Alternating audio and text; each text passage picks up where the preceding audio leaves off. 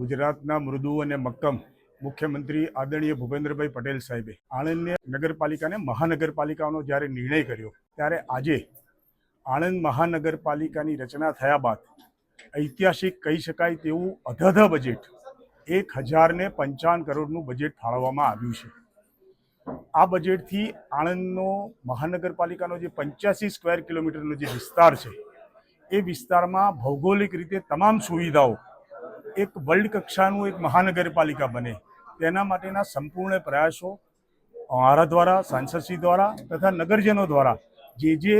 દરખાસ્તો મંગાવવામાં આવી હતી તેનો સમાવેશ કરીને એક અદ્યતન સુખ સુવિધા સભર જે આણંદ મહાનગરપાલિકાનો લોગો પણ આપ જોશો તો એમાં સુખમ સુવિધા અને સમૃદ્ધિ તો એ મંત્રને ચરિતાર્થ કરવા માટે આજે માનનીય વહીવટદારશ્રી અને કમિશનરશ્રીએ જે ભાતીગઢ રીતે અને ખૂબ અંદર જઈને આણંદની જે જરૂરિયાતો છે તેને પૂરી કરવા માટે અને એક અદ્યતન શહેર બને અને ખાસ કરીને આ મધ્ય ગુજરાતનું મધ્યબિંદુ છે। હું માનું છું કે ગુજરાતના જે 4 વિકસિત મહાનગરપાલિકાઓ છે એના પછી આવનારા સમયમાં આ 5મી મહાનગરપાલિકા બનવાની છે, સૌથી વિકસિત શહેર બનવાનું છે। ત્યારે આણંદમાં વર્લ્ડ કક્ષાની તમામ સુવિધા ઉપલબ્ધ થશે અને નગરજનોને સૌથી સારામાં સારી સુખ સુવિધા મળે તે માટેનો સરકારશ્રીનો અભિગમ રહેશે। આણંદ શહેરમાં ગરીબ બાળકો માટે આણંદ મહાનગરપાલિકા દ્વારા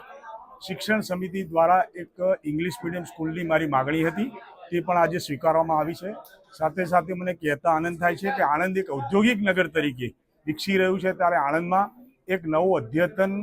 હોલ અને સાથે સાથે ધંધાનો જે વિકાસ કરી શકાય, નવા એક્સપો કરી શકાય એ માટેનો એક વિશાળ